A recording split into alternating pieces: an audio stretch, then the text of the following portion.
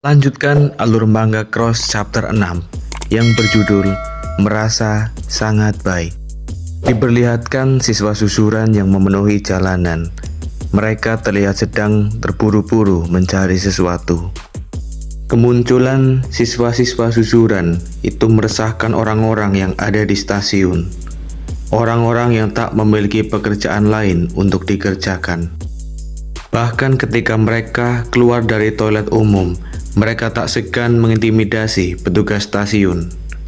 Diperlihatkan pula seseorang yang tengah melaporkan situasi terkini berkat kemunculan Boya, yang mana jika dihitung sudah lebih dari 30 orang yang diserang oleh Boya. Mereka adalah pasukan Bando IPA yang tengah dipimpin oleh Yamazaki. Yamazaki meyakini satu-satunya orang yang bertanggung jawab atas penyerangan itu adalah Boya Harumichi. Ia tahu Boya berencana menghancurkan mereka meski sendirian. Seluruh siswa susuran tengah memperbincangkan Boya yang membuat banyak dari orang-orang Bando babak belur. Namun tak sengaja mereka yang memperbincangkan Boya justru bertemu dengan Bando dan pasukannya. Salah seorang siswa menyindir Bando yang semakin hari semakin berkurang jumlah pasukannya. Ia mengejek Bando karena ulah kelas 2 bisa berbuat demikian. Ia mengingatkan Bando agar berhati-hati. Bukan hanya kelompok Bando saja yang ada di susuran. Namun, Bando tidak tinggal diam. Dia menyerang orang itu dengan lututnya, lalu mencengkeram bajunya dan melemparkannya hingga memecahkan jendela. Orang itu pun jatuh dari lantai 3. Beberapa orang yang melihatnya terkejut, termasuk para guru yang tak sengaja lewat. Bando berkata, setelah ia selesai dengan semuanya, ia akan membereskan mereka yang mencoba menjatuhkan Bando. Bando meminta 2 orang lainnya menghadapinya jika memang punya nyali. Bando dan pasukannya tengah berkumpul di atap susuran. Mereka membahas beberapa kelompok yang mulai berani melawan Bando, walaupun sebelumnya mereka sudah ditundukkan. Namun Bando tak ambil pusing dengan para kroco. Ia lebih memprioritaskan Boya Harumichi dan menanyakan apa mereka sudah temukan Boya. Bawahan Bando menemukan rumah sakit di mana Yasuda, Mako, dan Hiromi dirawat. Tapi mereka tak menemukan Boya. Mereka juga tak memiliki informasi tentang Boya. Lalu Bando menyuruh semua yang tengah mencarinya untuk mundur. Satu hal yang jelas, menemukan atau tidak, cepat atau lambat, Boya akan datang pada Bando. Bando juga meminta bawahannya untuk memanggil Yamazaki yang sejak pagi sudah menyusuri stasiun. Scene beralih di sebuah kuil di mana Yamazaki pergi menemui Senda. Senda yang sebelumnya diajar Boya belum menampakkan kembali batang hidungnya. Yamazaki mendapatkan peringatan dari Senda agar hati-hati. Setelah mengobrol 4 mata dengan Senda, anak buahnya bertanya mengapa Yamazaki menemui Senda. Namun Yamazaki tak mau menjawab pertanyaan itu. Yamazaki teringat ucapan Senda. Senda memberitahu Yamazaki karena mereka telah bersama sejak masih bocah.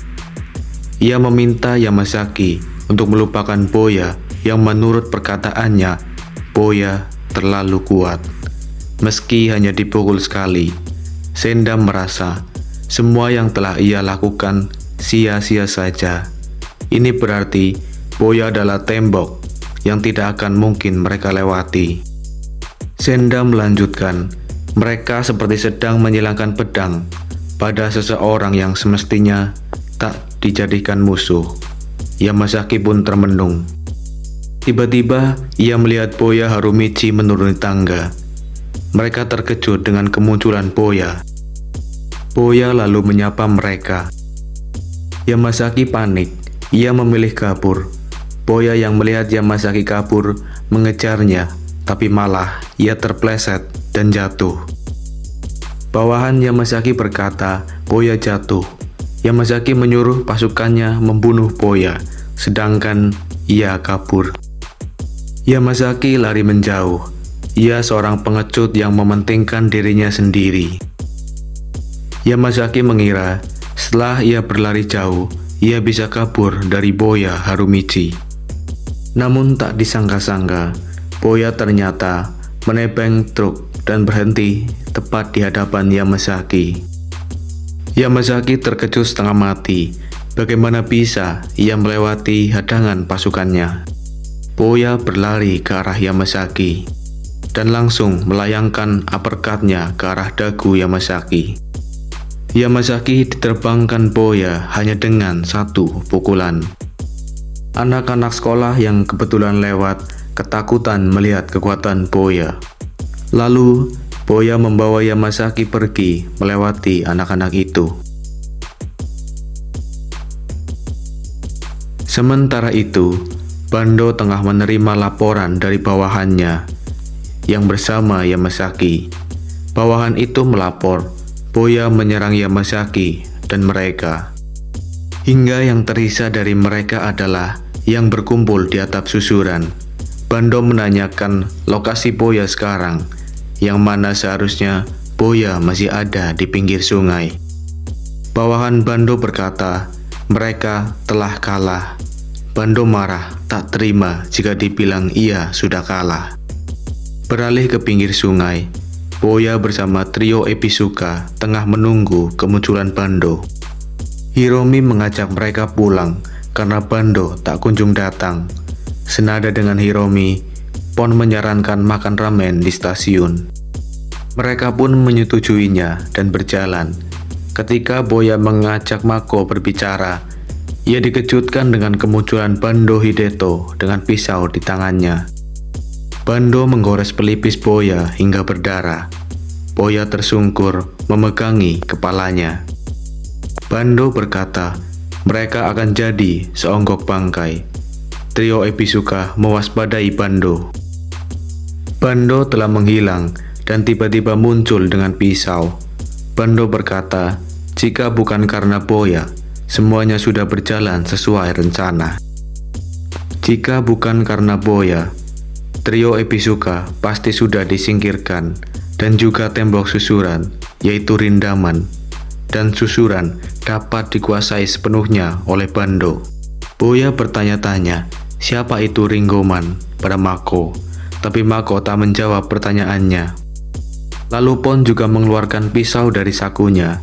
Ia berkata, Bando gegabah karena tak mengincarnya lebih dulu. Namun Boya mengambil alih, menyuruh Pon mundur. Boya menantang Bando maju menyerang setelah mengatakan keinginannya. Meski Bando masih keras kepala, tak akan mau mengaku kalah. Bando maju menerjang. Ia mengarahkan pisaunya, namun bisa dihindari Boya. Berkali-kali serangan Bando dapat dihindari Harumichi.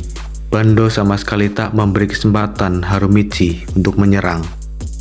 Boya dengan tenang melihat celah untuk menjatuhkan pisau dari tangan Bando. Tak disangka, pertarungan Bando dan Boya disaksikan juga oleh Rindaman. Tak menyerah, Bando melepas jaketnya untuk mendapatkan respon gerak yang lebih baik.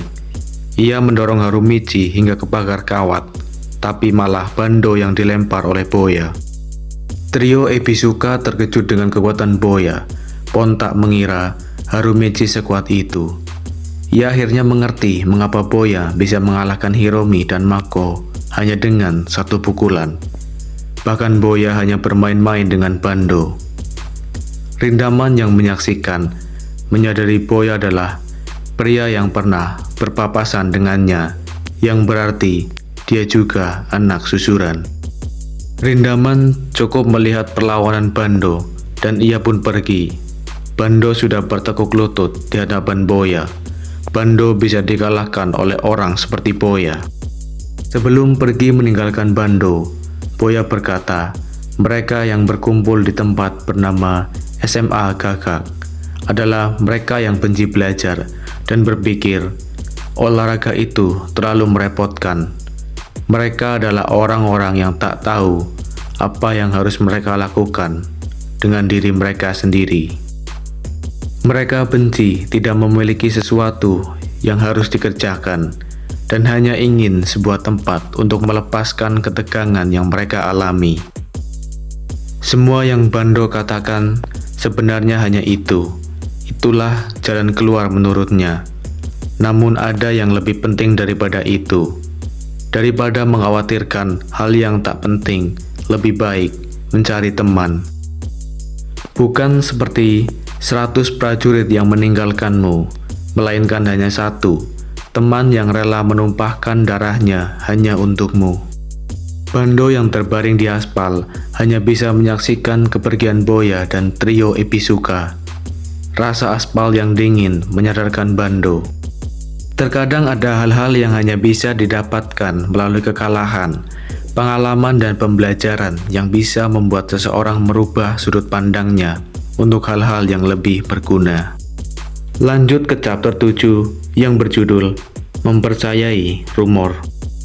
Diperlihatkan ada dua orang yang tengah mengobrol tentang mendapatkan pasangan, namun ditertawakan oleh orang lainnya karena menganggapnya hanya suatu keberuntungan. Mereka mulai saling hajar karena bercandaan barusan, sampai tak sengaja menabrak seseorang.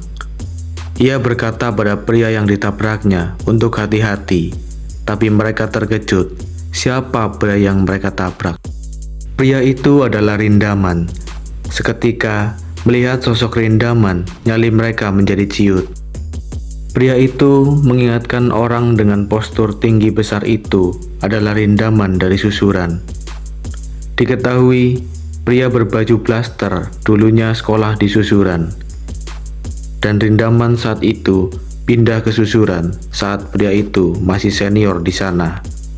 Tapi tak ada satupun yang bisa menyentuh Rindaman.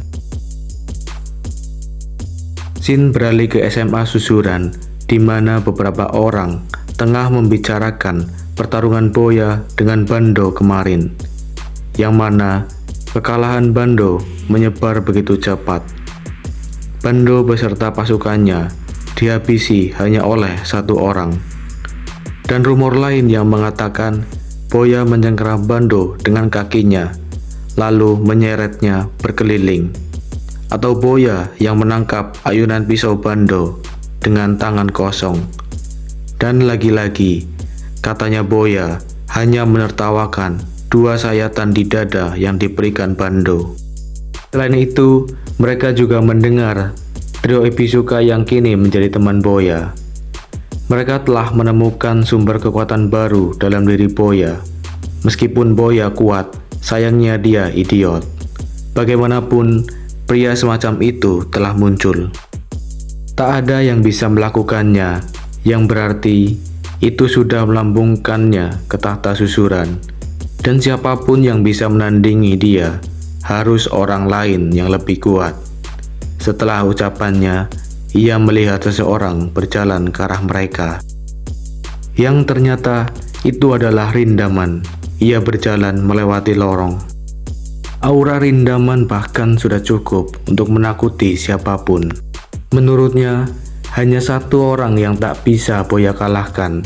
Orang skuad Harumichi mustahil untuk bisa mengalahkan Rindaman. Dari atap Susuran, trio Ebisuka juga melihat kedatangan Rindaman. Hiromi bertanya, bagaimana dengan Boya? Pon menjawab, Boya belum datang, mungkin bersama Yasuda karena ia pun belum datang. Sementara itu di tempat lain, Yasuda tengah menunggu Harumichi buang air. Boya mempertanyakan, siapa itu Ringoman? Tapi Yasu mengoreksinya, Rindaman. Ia mengatakan, Boya agar tak sombong setelah menghancurkan kubu Bando. Sedangkan sisanya, tak usah dipusingkan. Tetapi, jangan pernah coba melawan Rindaman. Tapi Boya berkata pada Yasu, untuk memberitahu Rindaman bahwa dia takkan bisa menyentuh Boya Harumichi. Meski Yasu berkata, ini lebih rumit dari yang dikira. Rumor Rindaman pernah membunuh seseorang yang katanya adalah ayah dan kakak laki-lakinya telah menyebar. Boya sedikit terkejut mendengar rumor tentang Rindaman. Yasuda menyuruh Boya segera menyelesaikannya karena mereka sudah terlambat. Boya berkata, Ia tak bisa konsentrasi karena ia sudah mengoceh dari tadi. Boya mungkin kuat berkelahi, tapi perutnya tak sekuat tinjunya. Setelah selesai, mereka pergi ke sekolah. Ia sudah melanjutkan ucapannya tentang rumor Rindaman yang katanya 2 atau 3 tahun lebih tua, menghabiskan waktu di penjara remaja. Bagaimanapun, Rindaman itu menakutkan, meskipun ia jarang datang ke sekolah. Tapi Boya justru kembali ke toilet. Di dalam toilet, Boya melihat tulisan Rindaman si pembunuh sadis. Melihat itu, naluri bertarung Boya menjadi tertantang. Beralih di kelas, di mana Rindaman yang duduk di kelas sendirian, karena sekelasnya lebih memilih menjauh darinya. Tak ketinggalan, trio Ibisuka juga membahas siapa yang lebih kuat antara keduanya, Boya melawan Rindaman. Bahkan sudah ada yang memasang taruhan untuk duel tersebut. Trio Ibisuka pernah melawan Rindaman ketika masih kelas 1 dan mereka dikalahkan. Bahkan mereka tak mampu bertahan hingga 5 menit. Tiba-tiba saja mereka dikejutkan oleh Rindaman yang naik ke atap. Rindaman menanyakan keberadaan Boya. Hiromi berkata, Boya belum datang hari ini. Rindaman mengira mereka bertiga adalah bawahannya, tapi dibantah oleh Pon. Trio Ibisuka bukan bawahan Boya Harumichi. Mendengar itu, Rindaman pun pergi. Meski Hiromi sempat menahan kepergiannya, karena Hiromi sebenarnya sudah mengira Rindaman yang menolongnya dan membawa ke rumah sakit waktu itu. Namun Hiromi ragu membicarakannya terang-terangan. Makoto heran kenapa Rindaman tahu soal Boya. Senada dengan Mako, Honjo juga terkejut. Tak biasanya ia memulai percakapan lebih dulu. Hiromi juga serupa, lalu mengajak mereka mencari Boya. Sementara Boya masih bersama Yasuda. Ia tengah meminum obat sakit perut. Yasu terus mengoceh karena Boya selalu punya alasan untuk tak membayar hutangnya yang sudah mencapai 660 yen. Boya menceritakan ayahnya tewas karena kanker paru-paru dan meninggalkan hutang, dan keluarganya sangatlah miskin. Yasu tak tertipu dengan ucapan Boya. Terakhir kali, ia mengatakan ayahnya meninggal karena kecelakaan lalu lintas. Di tempat lain, Rindaman pergi meninggalkan sekolah. Beberapa siswa berpikir Rindaman bosan karena tak pernah bicara pada siapapun, atau setidaknya tersenyum. Kembali ke Yasu dan Boya. Yasu mengatakan Boya menjadi pembicaraan satu sekolah. Dengan cepat ia menjadi populer. Meski itu berarti akan ada banyak pihak yang menargetkan Boya. Yasu tahu Boya memang kuat. Oleh karena itu, pasti akan banyak orang kuat yang mendatanginya karena ia selalu bersama Boya. Ia sudah membayangkan dirinya akan ikut terlibat dan tersiksa, lalu mencoba kabur dari Boya yang menghabiskan waktu di toilet untuk buang air. Boya lalu duduk dan menyalakan rokok. Namun tiba-tiba saja ia melihat orang yang berjalan ke arahnya. Boya terkejut melihat orang itu. Pun dengan Rindaman, mereka seperti sudah pernah bertemu sebelumnya. Baik Boya maupun Rindaman, mereka saling bertatapan. Lalu Boya bertanya, apakah dia adalah Rindaman? Boya mendekat ke arah Rindaman. Boya mulai mengoceh tentang rumor Rindaman yang ia dengar. Ia berkata, semua itu hanya rumor dan pada akhirnya tak membuktikan apapun. Boya mulai memprovokasi Rindaman dengan pertanyaan apa ia benar-benar kuat. Juga dengan pertanyaan apakah Rindaman pernah membunuh orang. Meski itu seperti rumor yang dilebih-lebihkan sebagian orang. Lalu tiba-tiba Rindaman menyikut kepala Boya. Boya tak terima karena lukanya kembali terbuka. Namun, Rindaman sudah berdiri di hadapannya. Ia memandang dingin Boya Harumichi. Boya mulai menyadari aura Rindaman yang menakutkan, dan benar saja, pukulan keras Rindaman mendarat di wajah Boya. Boya seketika terlempar hingga beberapa meter. Ia sudah terkejut melihatnya, sementara Boya mencoba kembali bangkit. Tapi kesadaran Boya menghilang hanya untuk menerima serangan telak Rindaman. Seketika, Boya kembali roboh karena tak sanggup lagi berdiri. Rindaman pun pergi, meninggalkan Boya dan Yasuda. Sekian dulu alur ceritanya. Kita lanjut di chapter berikutnya dan sampai jumpa.